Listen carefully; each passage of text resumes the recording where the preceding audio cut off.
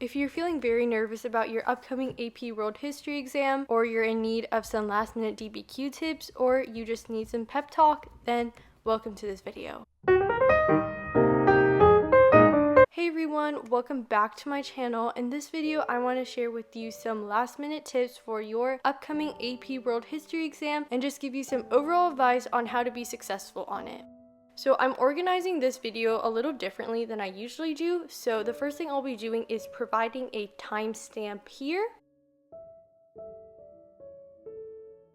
so that you can watch the parts that pertain to you or that you're most interested in. So the first thing I'll be going over is how to write a DBQ in 45 minutes, and I'll also provide some examples on how to get a certain point on the rubric. So throughout this little review, I'll be following this prompt here, which is evaluate the extent to which governments sought modernization or reform between 1815 and 1915. So just a disclaimer, all the examples that I will be providing is my own work. So this is a DBQ that I actually wrote in 45 minutes. So I found this particular prompt on the internet, and I did get my teacher to grade it, and she scored me an 8 out of 10. I will also be explaining why I didn't try to go for the other 2 points. Okay, so the first important thing that I want to go over is just a before you start checklist. This is a checklist that you should go over right before you take your exam. Is your workspace clear of distractions? Do you have your notes easily accessible and ready to use if needed?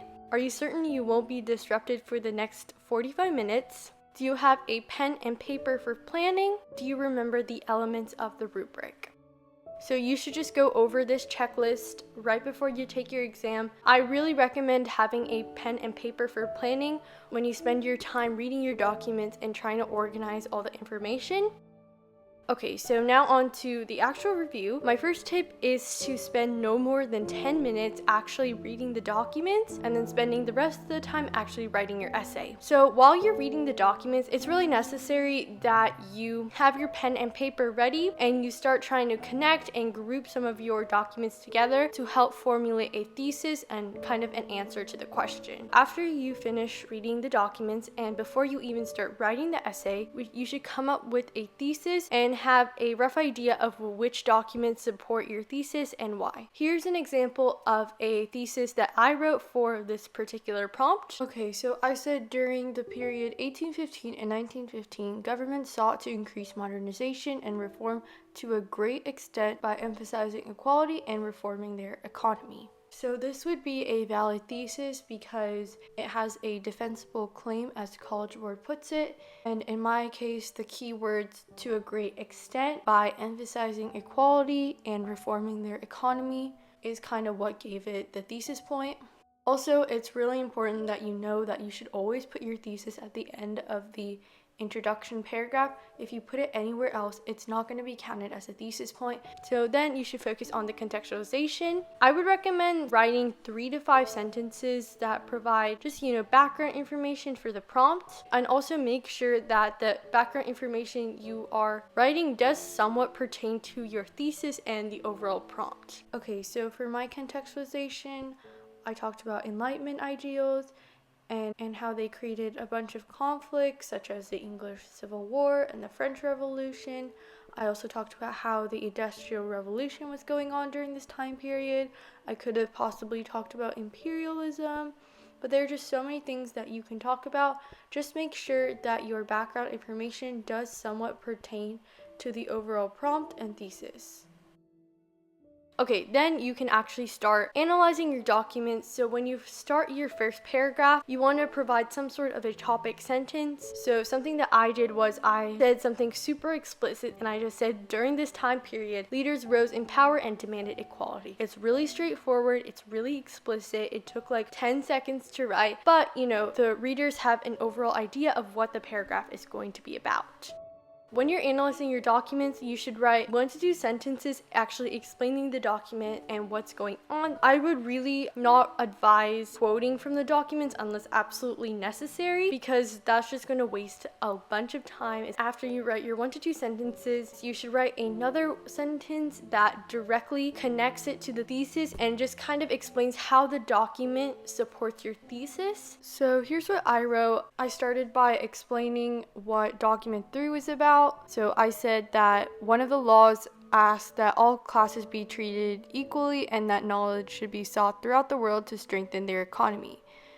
And then I said these laws, which are clearly modern as they implement industrialization and equality, shows how the government in Japan also sought for modernization. So this highlighted text right here basically connects document 3 to the thesis, which is why I got the point for the document.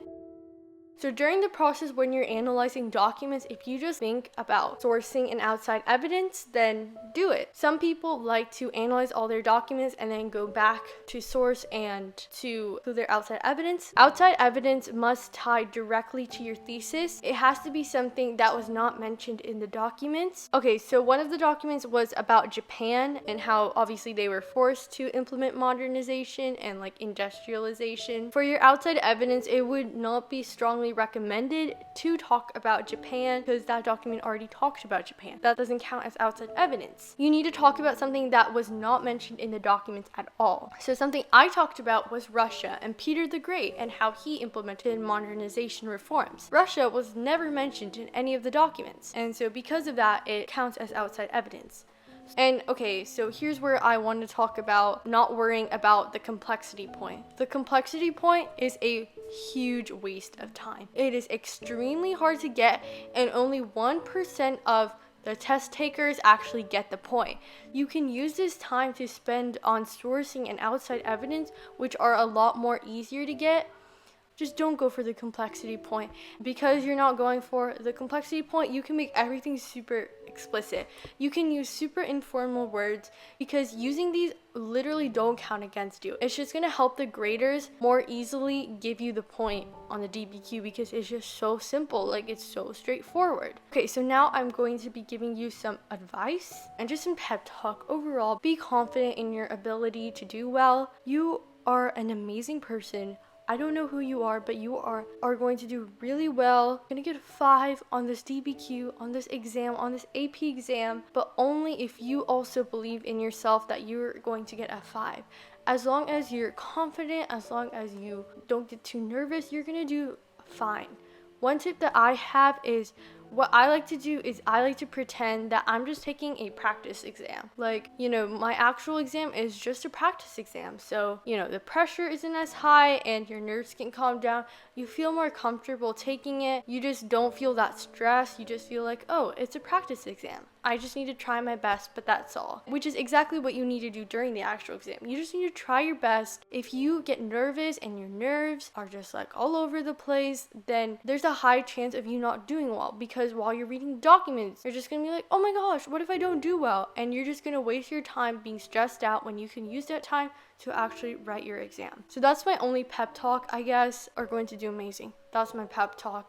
Here are some other strategies that you can implement. First tip is to not look up information on the internet during the exam. The thing about just looking up information on the internet during the exam is it takes up way too much time. You have to wait a bunch of time for it to actually load and give results, and also the answers that pop up first anyways are never the answers that you're looking for. So number 3, make a timeline. I think this is such a good strategy. It's gonna help you with your contextualization a lot because it's just gonna take a lot less time trying to find historical context for your prompt. It could also might help you with your outside evidence point. If you don't have the time to make one, or if you haven't made one, then you can just look one up on the internet. I know that I had to do that in order to make my timeline. So if you just search up AP World History timeline, you're gonna get good and reliable sources. Number 4, don't rely on your notes if you don't need to. Instead, rely on your brain. Obviously, you should use your notes since it is an open note exam. What I'm trying to say is if you already know something like the Mughal Empire, then you don't need to use your notes to confirm what the Mughal Empire is if you already know what the Mughal Empire is. Basically, no reason. It's just a waste of time,